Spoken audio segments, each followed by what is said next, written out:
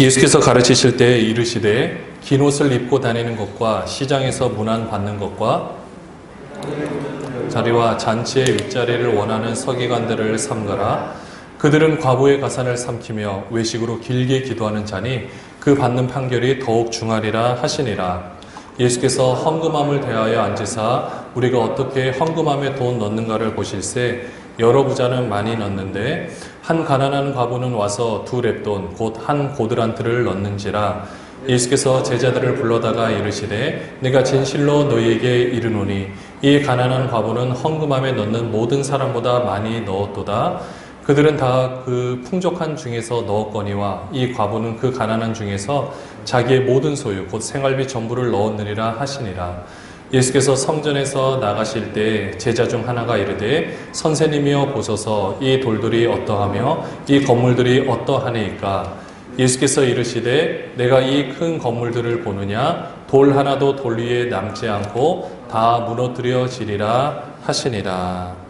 아멘. 우리가 지금 온라인으로 기도회를 진행을 하고 있습니다. 저희가 쓰는 프로그램이 줌이라는 프로그램인데 여러분도 아마 이번 기회 때 다 처음 써보셨을 겁니다. 저도 마찬가지입니다. 근데 이렇게 온라인으로 기도회를 할 것이라고는 사실 생각을 못 했었잖아요. 그리고 할 수 있을까 했는데 해보니까 그래도 또 주시는 은혜가 있는 것을 보게 됩니다. 우리가 쓰고 있는 이 줌이라는 프로그램, 이것은 이제 에릭 위안이라는 사람이 2011년에 이 회사를 설립을 했는데요. 원래는 이 사람은 웹엑서라는 곳에서 근무를 하다가 이게 이제 화상회의, 옛날에 1997년도에서 있었던 그곳에 근무를 하다가 2007년에 이 웹엑서가 이제 시스코라는 회사에 합병 인수가 되면서 나중에 이 사람은 시스코 그쪽에서 시스코 웹엑스죠. 이쪽에서 부사장까지 자리에 오르게 되었다고 합니다. 그러다가 이제 나와서 줌이라는 회사를 설립을 했는데 처음에는 또 그렇게 많은 사람들이 쓰진 않았죠. 물론 이제 쓰는 사람도 있었지만은 이번에 저희가 이 코로나19라는 상황 가운데 있다 보니까 너도 나도 이제는 이 프로그램을 많이 쓰게 되었습니다. 물론 지금은 보안 문제 때문에 또 기업에서는 조금 이렇게 꺼려한 분위기도 있지만은 중요한 거는 우리가 이것을 쓰게 될 거라고 생각 못 했는데 그리고 이 사람도 준비를 했는지 모르겠지만 중요한 거는 이런 것들이 준비가 되어 있었기 때문에 우리는 이것을 취사 선택을 해가지고 지금 우리가 사용을 하고 있다라는 거죠. 그리고 우리에게 있어서는 지금 굉장히 유용하게 잘 쓰고 있다라는 것입니다. 이거는 우리가 무엇을 알 수 있냐면요. 먼저는 우리 생각을 항상 전환할 준비를 우리는 하고 있어야 한다라는 겁니다. 앞으로 이 시대가 어떤 방향으로 흘러갈지는 아무도 모른다라고 이야기를 하고 있잖아요. 저희도 이렇게 온라인으로 이 모든 것을 할지는 생각은 해봤지만은 이렇게 빨리 모든 것들이 바뀌어질 거라고는 생각을 못했어요. 그리고 제가 몸담고 있는 또한 이 센터 성경사역원에서도 이번 이 전문 강사 과정을 온라인으로 진행하려고 준비를 하고 있습니다. 다 비대면 방식이에요. 생각지도 못했는데 또 그걸 위해서 물론 이 콘텐츠를 체계화해서 홈페이지를 꾸리는 작업을 어마어마한 돈을 들여서 준비를 했는데 이런 것들이 준비가 되어 있으니까 이게 안 되어 있으면요 이렇게 하지도 못합니다. 하나하나 코로나 때문에 준비한 것은 아니었어요. 그러나 앞으로 이 시대를 위해서 준비를 했을 때 이런 상황이 닥쳐도 약간의 흔들림은 있지만은 또 이런 것들이 이제 실행해 나가는 그런 과도기에 지금 있는 것을 보게 됩니다. 그러면은 우리는 어떻습니까? 우리도 이 성경을 볼 때는요, 우리가 이제까지 고집해왔던 방식과는 다르게 성경을 볼 수 있는 눈이 우리에게 필요합니다. 쉽게 표현하면 생각의 전환이 필요한 거죠. 왜냐하면 생각을 전환시키지 않으면 여러분들이 이 성경 말씀을 읽을 때 이것이 나에게 올무가 될 수가 있습니다. 오늘 말씀 제목처럼 신앙이 내가 하나님을 섬기는 것이 나에게 짐으로 다가올 수도 있게 된다는 거죠. 그러나 신앙은 짐이 아니라 사실은 새로운 힘이거든요. 근데 이것을 하기 위해서는 우리의 생각을 전환하는 작업이 필요합니다. 그래서 오늘 이런 생각을 가지고 오늘 말씀 본문을 한번 보려고 하는데요. 오늘 본문을 보실 때는 약간의 배경 설명이 필요합니다. 먼저 여러분들이 알고 계시는 성경 지식을 한번 총동원해 보시면요. 자, 지금이 언제쯤입니까? 지금 오늘 말씀이 예수님께서 말씀하시는 이 상황이 예수님의 사역의 전반기일까요? 중반기일까요? 후반기일까요? 후반기입니다. 이제 곧 십자가에 못 박히시기 며칠 안 남은 딱 시점이에요. 그러니까 우리가 알고 있는 대로 예루살렘에 우리가 여러분 잘 아시겠지만은 저도 이제 입이 자꾸 말이 헷갈리는데 종료주일 때 예수님이 예루살렘에 입성을 하셨어요. 입성을 하시고 나서 어떻습니까? 맨 처음에 무엇을 하시죠? 성전을 청결하게 하는 작업을 합니다. 자, 마가복음 11장 17절에서 18절 말씀에 보면은요, 우리 같이 한번 읽어보겠습니다. 이에 가르쳐 이르시되 기록된 바 내 집은 만민이 기도하는 집이라 칭함을 받으리라고 하지 아니하였느냐? 너희는 강도의 소굴을 만들었도다 하시매. 이걸 잘 보셔야 돼요. 성전을 청결하는 사건인데 예수님이 노끈으로 채찍을 만들어서 그것을 다 뒤집어 엎었다라고 성경은 기록을 하고 있습니다. 근데 그 규모가 어마어마해요. 지금 이곳에서는 곧 유월절을 앞두고 있기 때문에 안 그래도 이 명절이 참 그 큰 명절이었으니까 이 많은 재물을 드려야 되는데 재물 가격이 무척 비쌌습니다. 그 안에서 융통되는 가격이 보통 사람이 사기가 어려웠어요. 그러니 내가 하나님을 신앙하는 마음으로 제사를 드리고 싶어도 할 수가 없는 상황이었다는 거죠. 그러니까 예수님이 그것을 보고 안타까워서 다 그것을 뒤집어 엎으셨습니다. 근데 그럴 때 예수님이 뭐라고 하셨냐면요. 내 집은 만민이 기도하는 집이다. 누구든지 와서 기도하는 집인데 너희가 강도의 속을 돈이 없으면 예배도 못하게끔 제사도 못 드리게끔 누가 이렇게 만들었냐 하면서 다 정리를 하시거든요. 이렇게 된 상황이다 보니까 우리 18절에 보시면은 대제사장들과 서기관들이 듣고 예수를 어떻게 죽일까 하고 꾀하니 이는 무리가 다 그의 교훈을 놀랍게 여김으로 그를 두려워함 일러라. 그러니까 지금 대제사장들과 서기관들이 듣고 이제 일을 가는 거예요. 왜냐? 본인의 기득권이 그 물질로부터 나오는데, 그리고 본인이 제사를 드림으로 그 모든 것을 유지해 나가야 되는데 그렇게 하지 못하는 상황으로 예수님이 다 뒤집어 엎어버리고, 그러니까 어떤 일이 벌어집니까? 지금 예루살렘 성전에 모였는데 제사를 드려야 되거든요. 지금 그렇게 못하고 다 사람들이 예수님만 따라다니면서 설교만 듣고 있는 상황인 거예요. 그러니까 지금 대제사장과 서기관들이 마음만 먹으면 예수님 죽일 수 있거든요. 근데 못하는 이유가 뭡니까? 그를 두려워한다라고 했어요. 누구 때문에? 온 무리가 다 예수님을 따르고 있으니까 잘못해서 예수님을 건드리면 반역, 완전히 그 안에서 폭동이 일어나거든요. 그러면 그 책임을 이 사람들이 져야 되다 보니까 이럴 수도 없고 저럴 수도 없는 난처한 상황에 있었다라는 겁니다. 그러니까 지금 제사 제도가 지금 마비가 됐다고 생각하시면 돼요. 제사 제도가 먼저 마비가 되고 그 둘째 날에는 그러니까 이 대제사장과 서기관들에서 가장 엘리트 중에 엘리트를 예수님과 논쟁을 벌이게 하려고 보냅니다. 그게 화요일날 있었던 신앙 논쟁이라고 불려지는 건데요. 와가지고 예수님께 물어보지만, 그리고 어떤 대답을 한다 할지라도 예수님을 함정에 빠뜨리려고 했는데 결론은 어떻게 됐습니까? 예수님이 KO 승. 그 사람들이 아무 말도 못하게끔 다 만들어 버리셨어요. 근데요, 이때 마지막으로 예수님께서 그 상황을 다 정리를 하신 다음에 예수님이 이제 제자들에게, 그러니까 온 무리들 앞에서 제자들에게 뭐라고 말씀하시냐면요. 너희는 저 서기관들 같이 되지 말라라고 말씀을 하세요. 왜 그러느냐? 오늘 본문에서 40절에 보면 나옵니다. 마가복음 12장 40절에 보시면 그들은 과부의 가산을 삼키며 외식으로 길게 기도하는 자니 그 받는 판결이 더욱 중하니라. 여러분들, 이 당시의 서기관들은 자신들이 가르치고 나서 강의료를 받지 않았습니다. 근데 왜 가산을 삼킨다라고 했을까요?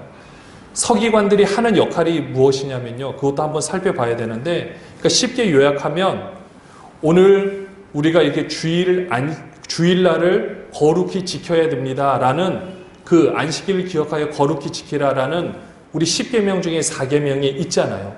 근데 이 안식일을 그러면 거룩히 지키는 것이 무엇인가에 대해서 이제 많은 이 당시에 학자들이 그것을 하기 위해서는 우리 예를 들어서 어린 우리 유치원생들은 게임을 좀 덜하고 조용히 와서 말씀을 잘 듣고 친구와 떠들지 않고 싸우지 않고 잘 지내고 부모님 말씀도 잘 듣는 것이 거룩하게 보내는 것입니다라고 항목, 세세한 항목을 넣어주는 겁니다. 그러니까 세세한 항목을 넣어주면은 7살이 이해할 때 거룩히 지키는 게 뭐지라고 했는 것보다 이 항목을 넣어주면은 그 유치원 그 학생이 이 말씀을 지키는 데 도움이 되거든요. 그러니까 원래는 이런 좋은 의도가 있는데 이런 역할을 하는 사람이 서기관들이에요. 근데 이 서기관들이 이런 역할을 해야 되는데 원래 구약 시대에 보면은 이 가난한 과부와 고아가 참 살기 어려운 여건임에도 불구하고 하나님이 그들을 위해서 배려했던 방식이 안식년 그리고 희년 제도가 있었습니다. 근데 이런 제도를 통해서 혹시라도 내 재산이 몰수를 당한다 할지라도 사업이 망해서 농사가 잘 안 돼서 빚을 다 진다 할지라도 7년이 됐을 때 50년이 됐을 때 나의 원 재산을 돌려받고 다시 한번 새 출발할 수 있는 기회들이 있었어요. 그렇게 얼마든지 그런 것을 받을 수 있는 것이 법으로 보장이 되어 있는데 이 서기관들이 무슨 잘못을 했냐면은 그 당시 기득권층 돈 많은 사람들하고 결탁해서 물론 다 그런 건 아닙니다. 몇몇 사람들이 그것을 가지고 원래는 7년이 됐을 때 예를 들어서 이 가난한 과부가 자기 원래 재산이 있는데 돌려받아야 되는데 서기관이 법조항을 조금 꼬아가지고 예외 조항을 하나씩 넣다 보니까 이 사람이 받아야 될 몫을 받지 못하는 상황들이 일어나게 되는 겁니다. 이런 말도 안 되는 상황이 비일비재하게 일어나게 되는 거예요. 그러니까 어떻습니까? 부자는 계속 부자, 가난한 사람은 가난하게 사는 거예요. 그러니까 예수님이 자기가 사랑하는 제자들에게 이제 조금 있으면 예수님이 십자가에 못 박히시잖아요. 이제는 제자들이 헤쳐나가야 된단 말이에요. 그래서 그 제자들에게 그 주변의 무리들을 대상으로 그들은 이 서기관이 어떻게 하는지를 다 알고 있었기 때문에 너희가 만약에 지도자가 됐을 때 신앙의 지도자가 됐을 때 신앙을 만들어내는 사람이 됐을 때 너희가 서기관의 역할을 해야 된다고 했을 때 절대 이런 사람은 되지 말라라고 오늘 이렇게 먼저 말씀을 해주고 있는 겁니다. 그래서 과부의 가산을 삼킨다라는 거예요. 파렴치한 일인 거죠. 이제 여러분들 요 배경에서 이제 지금 이곳에 일어나는 곳이 성전으로 본다라면 이방인의 뜰이라는 곳이에요. 근데 이제 배경이 어디로 가느냐? 여인의 뜰로 좀 옮겨갑니다. 왜냐? 그곳에 가면 헌금함이 있어요. 자, 오늘 본문 41절을 우리가 한번 같이 읽어보도록 하겠습니다. 같이 읽을게요. 예수께서 헌금함을 대하여 앉으사 무리가 어떻게 헌금함에 돈 넣는가를 보실새 여러 부자는 많이 넣는데 라고 기록을 하고 있습니다. 자, 어떻게 넣는 거를 어디서 보셨는지 모르겠는데 하여튼 예수님이 보고 계세요. 근데 그곳에는 한 13개 정도 되는 이 헌금함이 있었고 자발적으로 이 헌금을 할 수 있었다라고 합니다. 근데 이렇게 헌금을 넣었는데 하여튼 부자들은 와서 막 동전을 많이 넣나 봐요. 막 쩌렁쩌렁 하면서 울려 퍼졌겠죠.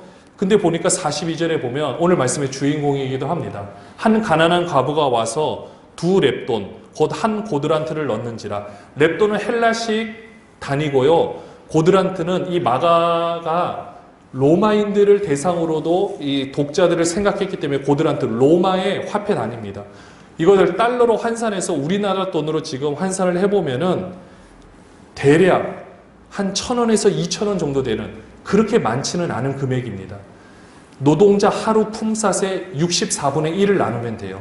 최저 시급으로 따진다면은 몇백 원이 될 수도 있고 그러나 좀 더 나는 하루 일을 하는 일당이 크다라고 하면은 좀 더 많은 금액이 되겠죠. 그러나 평균적으로 그렇게 많지 않은 금액인데 이 과부가 이렇게 넣는 걸 보고 43절에 뭐라고 말씀하십니까? 같이 읽을게요. 내가 진실로 뒤에 읽을게요. 내가 진실로 너희에게 이르노니 이 가난한 과부는 헌금함에 넣는 모든 사람보다 많이 넣었도다. 자, 그럼 제가 여러분에게 질문을 던지겠습니다. 예수님이 이렇게 헌금한 거에 대해서 이것이 칭찬이라고 생각하십니까? 아니면 그냥 하신 말씀이라고 생각하십니까? 대답하셔도 됩니다. 생각의 전환이 필요합니다. 칭찬하신 것 같습니까? 대부분은 칭찬하신 것으로 알고 있습니다. 물론 칭찬하신 의미가 큰 것 같기는 해요. 그러나 잘 보시면요. 우리가 지금 방금 읽었던 이 43절 전에 아까 40절의 서기관에 대해서 예수님이 말씀하실 때 누구의 가산을 삼킨다라고 했습니까? 과부의 가산을 삼킨다라고 했어요. 그 다음에 그러면 예수님이 가난한 과부의 헌금에 대해서 말씀을 하시고 그 다음에 마가복음 13장 1절 2절 이 말씀의 평행 구절이 같은 그 상황을 놓고 다른 사람이 기록한 구절인데 누가복음 21장 5절 6절에 보면 이렇게 기록을 했어요. 우리 같이 한번 읽어보겠습니다. 어떤 사람들이 성전을 가리켜 그 아름다운 돌과 헌물로 꾸민 것을 말하며 예수께서 이르시되, 다음 읽을게요. 너희 보는 이것들이 날이 이르면 돌 하나도 돌 위에 남지 않고 다 무너뜨려지리라. 잘 보시면요, 세 가지 단어가 연관이 되어 있습니다. 과부의 가산, 과부의 헌금, 헌물로 꾸민 것. 이 세 개가 연관이 되어 있어요. 그러니까 지금 예수님께서는 좀 전에 가난한 과부가 헌금한 거에 대해서 칭찬만 하셨다고 볼 것이 아니라 사실 그 예수님의 마음 속에는 탄식하는 마음이 있었습니다. 과부 입장에서 보면 자신의 전 재산을 드린 것은 귀한 믿음인 것은 맞습니다. 이건 어떻게 우리가 뭐라고 할 수 없는 부분이에요. 그러나 생활비 전부를 드린 과부의 삶은 어떠하겠습니까? 여러분들 만약에 혼자가 아니고 부양해야 되는 자녀가 있다면, 혹시 부모님이 계시다면 여러분 어떻게 살아가겠습니까? 물론 예수님이 그 생활을 걱정하셨다라는 말씀은 아니에요. 그러나 예수님의 입장에서는 저 과부가 저렇게 어려운 상황인데도 왜 헌금을 저렇게 했을까? 왜 저 과부의 신앙에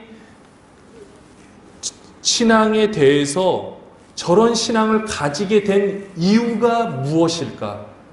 예수님의 입장에서는 이런 의문점이 들었던 겁니다. 여러분들, 이 과부가 이렇게 헌금을 할 때 기쁜 마음으로 했을까? 그거는 이제 우리가 과부 입장이 아니기 때문에 뭐라고 말씀드릴 수는 없습니다. 그러나 기쁜 마음으로 드렸다 할지라도 마음 한켠에는 이렇게 해서라도 뭔가를 이루고 싶다라는 간절한 마음이 있지 않았을까요? 내가 이렇게 고생한다라도 내 자녀만큼은 새로운 인생을 살게 해주고 싶은, 우리가 보통 표현하는 대로 하나님께서 복을 많이 주셔서 더 귀한 삶을 살 수 있게끔 했으면 좋겠다라는 이런 마음.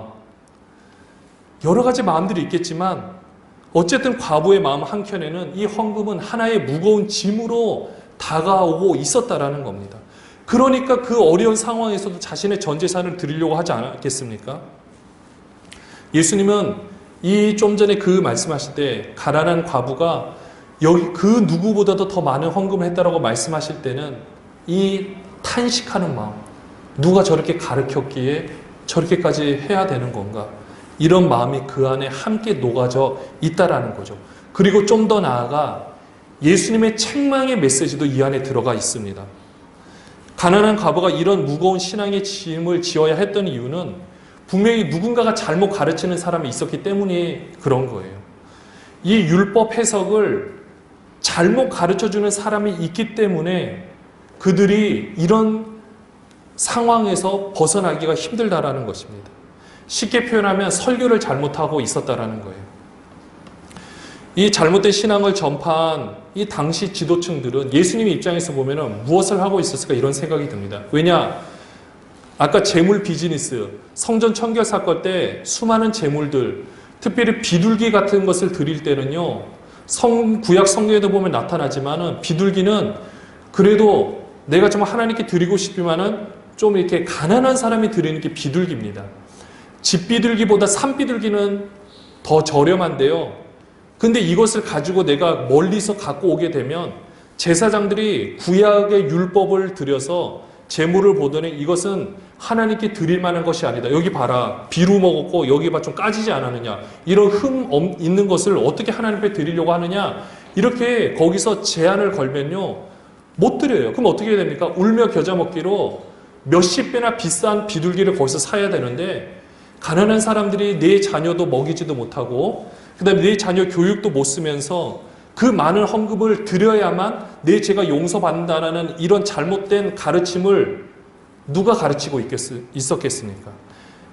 예수님은 그것에 대한 책망을 하고 계셨던 거예요. 그러면서 우리가 좀 전에 읽었던 누가복음 21장 5절에서 6절 말씀에 보면 우리 5절 한 번만 넘겨주세요. 5절에 보시면 성전을 가리켜 제자들이 너무 화려하니까 예루살렘 전체 면적에 어마어마한 부위를 차지하면서 무려 46년 동안 지어져 가고 있고 이게 완성되었을 때 그 화려한 금과 어마어마한 이 물질이 그 안에 들어갔는데 그 안에는 누구의 헌물이 들어가 있는 겁니까? 아까 두 렙돈 드린 헌물까지 다 여기에 쓰여지고 있었다라는 거예요. 원래 따진다라면 그 성전에서 이 과부의 삶이 책임져야 하는 것이 맞습니다. 근데요, 그 당시 신앙의 지도자들은 그렇게 보지 않습니다. 저 가난한 과부는 뭔가 뜻이 있으니까 하나님이 저렇게 하셨다라는 잘못된 사상, 이걸 가지고 그를 대하는 거예요. 그러니까 그를 돌보아봤자 하나님의 뜻을 어기는 거라는 이런 말도 안 되는 것이 그들의 신앙 가운데 있었던 거예요. 근데 사실 진짜 신앙은 뭡니까? 그 과부를 돌봐야 되죠. 그가 두 렙돈 한 고드란트를 드렸다라면 성전에서 그것을 기쁘게 받고, 왜냐? 하나님 앞에 드린 거잖아요. 기쁘게 받는 동시에 그건 받은 거고 그 여인이 어떻게 살아갈지를 지켜보면서 굶지 않도록 돌봐야 되는 게 참된 신앙의 모습이 아니겠습니까?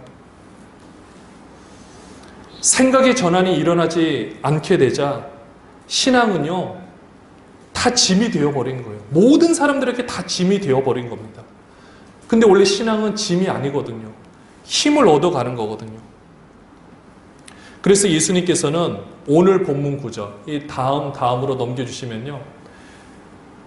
같이 한번 읽겠습니다. 예수께서 성전에서 나가실 때 제자 중 하나가 이르되 선생님이여 보소서 이 돌들이 어떠하며 이 건물들이 어떠하니까. 이게 지금 이제 성경에서 이렇게 함축돼서 기록이 되어 있으니까 이렇게 표현 쓰지만요. 이거를 좀 쉽게 표현하면 예수님 돌들 한번 보세요. 와, 이 건물 한번 보세요. 대단하지 않습니까? 이렇게 질문하고 있는 거예요. 근데 예수님은 지금 가난한 과부 두 렙돈 그 헌금이 머릿속에 각인이 되어 있고 서기관들과 한바탕 전쟁을 치르셨잖아요.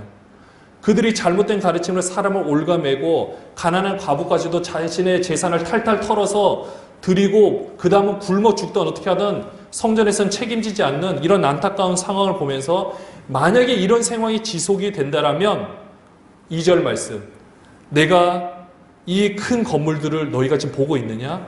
돌 하나도 돌 위에 남지 않고 다 무너뜨려지리라 하시니라. 실제로 이 예루살렘 성전이 완공되고 나서 6년만 유지되다가 AD 70년에 성경에서는 디도 장군, 세계사의 명문호는 티투스 장군에 의해서 완전히 다 무너져 내려버립니다. 전승에 가면은 기둥 사이에 다 금으로 박혀 있다 보니까 그 금을 다 가져가려고 병사들이 완전히 다 깨부셨다라는 이야기가 있어요. 이 성전이 완전히 무너져 내리는 겁니다. 원래 성전의 역할이 뭡니까? 하나님의 임재를 상징하는 거예요. 하나님과 우리 사이의 죄 문제를 해결하는 곳이에요. 근데 이게 무너져 내린다는 것은 하나님이 함께 하시지 않는다는 겁니다. 어마어마한 심판인 거예요. 근데 이런 일들이 왜 일어났느냐? 그 역할을 감당하지 못했기 때문에, 지도자들이 직무유기를 했기 때문에, 계약을 위반했기 때문에 하나님이 거기에 대해서 이것은 깨어졌다, 모든 것은 끝이 났다라고 해서 무너지게 되는 것입니다. 성전이 무너져 내리는 것에 대해서 예레미야에서 보면은 미리 사실은 예언이 되어 있어요. 이 굉장히 긴 말씀이기 때문에 한번 그냥 살펴보면은요, 여러분들 화면 한번 보시면 됩니다. 지금 너는 여호와의 진문에 서서 이 말을 선포하여 이르기를. 이게 지금 하나님께서 예레미야 선지자에게 말씀하고 있는 거예요.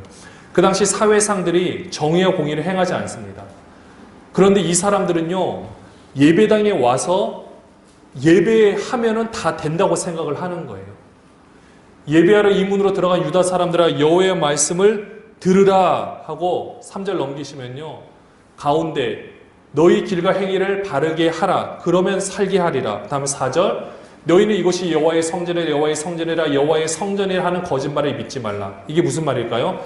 여기는 여호와의 성전이니까 적들이 절대 쳐들어오지 못할 거. 이곳은 하나님의 임재가 있는 곳이니까 적들이 여기를 함락하지 못할 거. 왜냐? 하나님이 계시는데.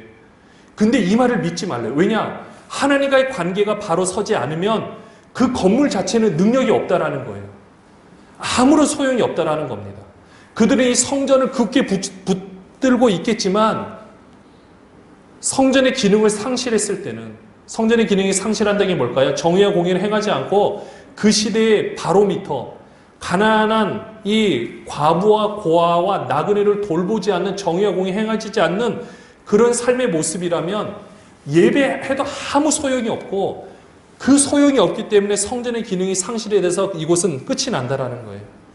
그래서 5절에 보시면은 만일 길과 행위를 참으로 바르게 하여 이웃들 사이에 정의를 행하며, 6절에 같이 읽겠습니다. 6절은 이방인과 고아와 과부를 압제하지 아니하며 무죄한 자의 피를 이곳에서 흘리지 아니하며 다르신들 뒤를 따라 화를 자초하지 아니하며. 그러면서 쭉 넘겨주시다가요, 우리 10절부터 한번 보도록 하겠습니다. 내 이름으로 일컬음을 받는 이 집에 들어와서 내 앞에 서서 말하기를 우리가 구원을 얻었나이다 하느냐? 이는 이 모든 가증한 일을 행하려 함이로다. 11절에 내 이름으로 일컬음을 받는 이 집이 너희 눈에는 도둑의 소굴로 보이느냐? 보라, 나 곧 내가 그것을 보았노라. 여호와의 말씀이니라. 이렇게 하신다는 거예요. 쉽게 요약하면요, 지금 우리에게 있어서 신앙의 문제는 여러분들과 하나님 사이의 관계만을 말하는 것이 아닙니다. 우리와 하나님 사이의 관계에서 하나님께서 교회를 통해 이 시대를 통해서 하시고자 하는 일이 분명히 있어요. 근데 우리가 그것을 외면하면 안 된다라는 겁니다. 그것을 외면하게 되면 우리도 못 살고 이 마지막 때에 이 교회가 하나님 앞에서 존재의 이유가 없어지는 거예요. 사실 우리는 이 안타까운 결과를 우리가 사실 조금 맛보고 있습니다.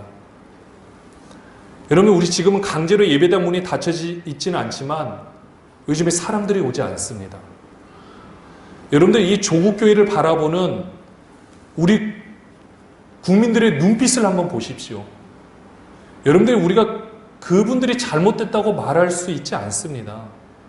우리가 부끄러운 거거든요. 교회가 개점 휴업 상태예요. 거기다가 지금 코로나19 사태로 인해서 지금은 예배당 문이 더 굳게 닫혀지게 됐습니다. 이런 작금의 현실을 보면 우리가 지금 조금 경험을 하고 있는 거예요.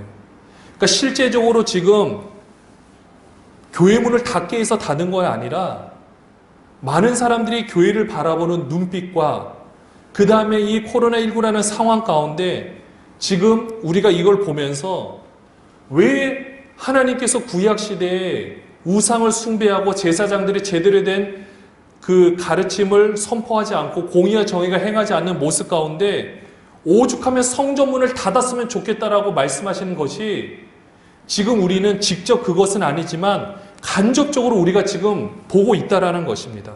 말라기 1장 10절에 보면은요, 만군의 여호와가 이르노라 너희가 내 제단 위에 헛되이 불사르지 못하게 하기 위하여 너희 중에 성전문을 닫을 자가 있었으면 좋겠도다 라고 탄식하고 있는 거예요. 레위인들의 문제라고 하고 있는 것입니다. 여러분들, 이런 상황들이 우리가 지금 직면해 있습니다. 그래서 우리는 이때부터 우리가 깨달아야 되는 건요, 우리는 생각의 전환이 필요할 때입니다. 진짜 우리가 이제는 정신 차리고 해야 될 일이 있습니다. 우리가 지금 한번 예방접종을 맞았다고 생각하고 이제는 철저히 준비를 해야 돼요. 교회는요, 신앙의 짐을 무겁게 지우는 곳이 아니라 새로운 힘을 얻어가는 곳이라는 사실을 이제는 우리가 알려줄 때입니다. 근데 이것을 홍보한다고 되는 것은 아니에요. 홈페이지에 대문짝하게 걸어놓고 우리가 현수막에 옆에 써놓는다고 되는 것이 아닙니다. 우리가 정말로 이렇게 살아가야만 되는 것입니다.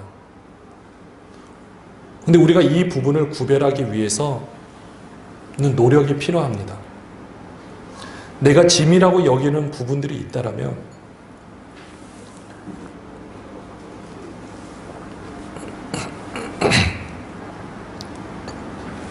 내려놓고 우리가 새로운 힘을 얻어가는 것이 무엇인지를 알아가는데 우리의 초점을 맞출 필요가 있습니다.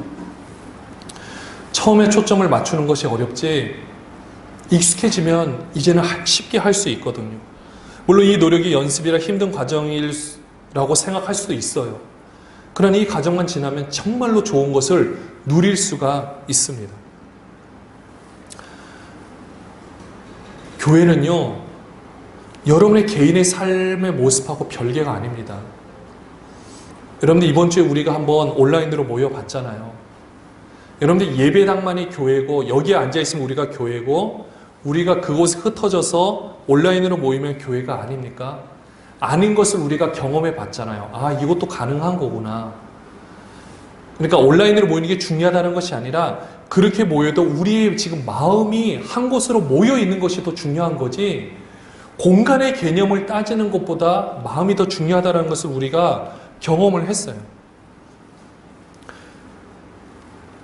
별개가 아닙니다. 예배는요, 이제 더 이상 제사가 아니에요. 드린다는 개념에서 벗어나야 합니다. 이런 생각이 전환이 필요한데요. 우리의 삶이 이제는 더 풍요로워지기 위해서는 우리 교회가 함께 영향력 있게 서가는 작업이 동시에 이루어져야 할 때이라는 거예요. 그래서 우리가 부흥이 필요한 이유도 여러분들 우리 교회가 부흥하고 그럼 여러분의 개인의 삶은 별개냐? 천만에요. 뗄래야 뗄 수 없는 연결되어 있는 관계입니다. 그리고 우리 교회가 귀한 사역들을 하기 위해서 재정이 필요한데 이것도요. 여러분의 삶과는 다르게 재정이 다른 데서 오느냐? 절대 하나님 이 방법 안 쓰십니다. 여러분의 삶의 복을 사업의 지경을 넓혀주시던지 그 다음에 직장과 또 여러분의 마음과 모든 상황 가운데 그리고 이곳에 일꾼들도 함께 보내주셔서 그분들을 통하여 함께 모든 것이 이루어져 갈 수 있도록 하는 것이 하나님의 뜻인 거예요. 근데요, 이 과정 가운데서 이 시대의 당면에 있는 문제들이 있거든요. 오늘 말씀에서는 가난한 이 과부의 삶의 문제라면 지금 우리에게도 이런 문제들이 있는데 우리가 이런 문제들이 우리 눈에 보인다면 우리 개인의 힘으로는 해결할 수 없거든요. 근데 우리가 교회의 이름으로 해결하면 해결이 가능하다는 거예요. 단번에 안 돼도 그것을 함께 그 문제를 해결할 수 있는데 그 문제를 해결하기 위해서 우리가 마음을 모아 기도하면 하나님이 움직이신다라는 겁니다. 여러분 우리가 개인의 기도 제목을 놓고 이걸 했으면 좋겠다. 이것 자체가 이건 둘째 문제고요. 이 당면한 문제를 우리의 신앙이라 생각하고 이 신앙 문제를 내가 해결하기 위해서 우리가 한마음 한뜻으로 하나님께 부르짖으면 하나님이 그 문제를 해결하기 위해서 우리 교회에게 재정도 주시고 부흥도 주시고 능력도 주신다라는 겁니다. 그러니까 우리 생각의 전환이 필요한 거는요. 지금 내가 하고 있는 이 신앙의 모습이 내가 작은 교회니까 개척교회니까 내가 이것을 하니까 나에게 힘이 된다. 여러분들 이 생각에서 우리가 벗어나서 규모와 상관없이 우리가 하는 게 아니라 하나님이 하시는 거라면 그 일을 이런 문제를 해결하고자 우리의 마음을 모으고 이것을 해결하고자 우리가 함께 기도하는 이 시간들이 오히려 여러분에게 짐이 아니라 그 일을 통하여 여러분의 삶에서 새로운 이 삶을 살아가고자 하는 원동력이 그 안에서 나올 수 있다는 거예요. 저는 여러분들과 함께 꿈꾸고 싶습니다. 정말로 이제 우리는요, 세계 곳곳에서 지금 우리 1세대, 1.5세대 이 선교사님들이 지금 다 은퇴를 하고 있는 시점이에요. 지금 전국교회에서도 다 세대 교체가 계속해서 일어나고 있습니다. 우리 선교사님이 그러면 이곳에 오셨을 때 어떻게 합니까? 꿈꾸는 것은 저는 그분들이 함께 이곳에서 단순히 거처만 있는 것이 아니라 그분들의 노하우를 가지고 이 싱크탱크를 통하여서 연구된 것을 가지고 함께 모든 사람들이 공유할 수 있는 그런 부분들이 사실 큰 교회에서 하면 좋겠는데, 이런 것들을 하고 싶은 그런 꿈도 있고요. 또 그들의 자녀를 돌보고 싶은 꿈도 있습니다. 여러분, 지금도 시골 교회에서 목회를 하고 있는 분들의 고민 1순위는 자녀 교육 문제예요. 그 부분만 해결이 되면 다 목숨 바쳐 일하실 너무나도 귀하고 소중한 분들이 너무나도 많습니다. 그러면 그분들이 자녀를 돌보는 일, 또 우리의 다음 세대를 책임져야 되는 일, 또 유럽 같은 곳에는 재복음화가 이루어져야 되거든요. 우리에게 복음을 전해준 곳이지만 지금은 기독교 인구가 몇 프로 되지 않는 그런 상황에서 말씀이 그분들 가운데 일할 수 있도록 이런 역사들을 우리가 감당해야 되고, 우리가 이 의정부 지역만 하더라도 정말로 우리가 돕고, 단순히 여러분들 사회복지를 말하는 것이 아니에요. 시스템을 바꿀 수 있는 이런 일들을 우리가 꿈꾼다라면 얼마나 가슴 벅차겠습니까? 이런 귀한 사명이요, 지금 우리 앞에 놓여져 있습니다. 근데 우리가 우리만 바라보면 답이 없고 소망이 없어요. 근데 우리가 하나님을 믿는 신앙인이라면, 그러니까 맹목적으로 보는 것이 아니라, 하나님, 정말 이것을 하고 싶은데 우리 힘만으로는 할 수 없습니다. 그러나 우리의 마음을 십시일반 이렇게 모으겠습니다. 그래서 이 일을 하고자 하오니 하나님, 하늘의 문을 열어 주시옵소서.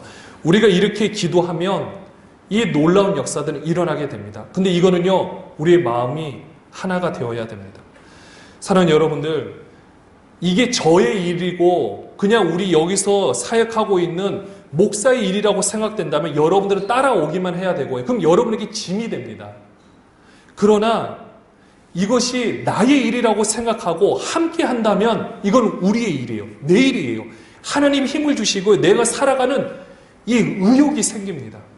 여러분들이 우리가 직장 생활하고 우리의 사업의 일을 하는 거, 그것만큼 별개라고 생각하시는 게 아니라 정말 내가 그것을 잘하는 게 중요한데 내가 이런 상황에 수동적으로 따라올 것인가? 그러면 신앙이 짐이 되어버리죠. 그러나 우리가 한 번도 걸어보지 못한 길을 우리가 함께 걷고 함께 한 걸음씩 발을 내딛는다면 여러분들, 우리의 삶에 정말로 더 기적 같은 일들이 일어나게 되어 있습니다. 사랑하는 여러분들, 이제는 우리가 준비할 때라고 생각되어집니다. 이제는 요 시점을 놓고 정말로 이렇게 새롭게 도약할 때가 바로 지금 이때인 것 같습니다. 이 코로나19라는 상황이 왜 일어난지 모르지만은 그래도 우리가 생각지도 못했던 것을 우리가 준비하고 지금 막 바꾸고 있잖아요. 이런 걸 통해서 하나님께서 기회를 주셨다고 생각했을 때 우리가 이것을 통해서 다시 한번 재정비를 한 다음에 우리가 나갈 수 있다라면 여러분에게 신앙은 짐이 아니라 여러분들이 당면한 이 문제를 하나님의 시선으로 해결할 때 하나님이 여러분에게 더욱더 놀라운 능력도 주시고 물질도 주시고 모든 것을 함께 해 주실 거라 확신합니다. 이것이 우리가 해야 될 너무나도 중요한 일입니다. 사랑하는 여러분들, 함께 하시겠습니까? 함께 하시겠습니까? 우리가 해야 됩니다. 우리가 이 일을 감당해야 됩니다. 그래야만 우리에게 소망이 있고 그래야만 우리에게 하나님께서 더 귀한 은혜로 함께 주실 것입니다. 우리 이것을 기대하며 나갈 수 있는 저와 여러분이 되시기를 주님의 이름으로 축원합니다.